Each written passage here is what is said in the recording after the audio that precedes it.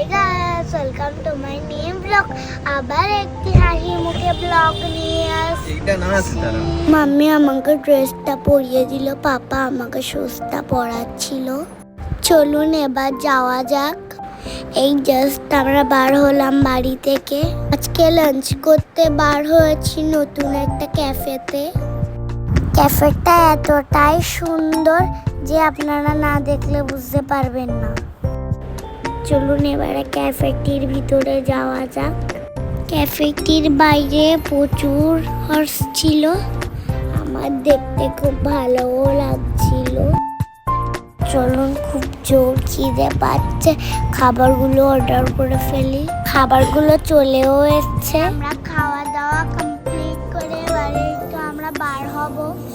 চলুন আমি আমার একটা প্রিয় জায়গায় আপনাদের নিয়ে যাই।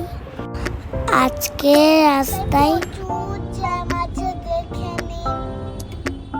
চলে এসেছি আমার প্রিয় জায়গাটিতে। এখানে বাচ্চাদের জন্য অনেক কিছু ছিল।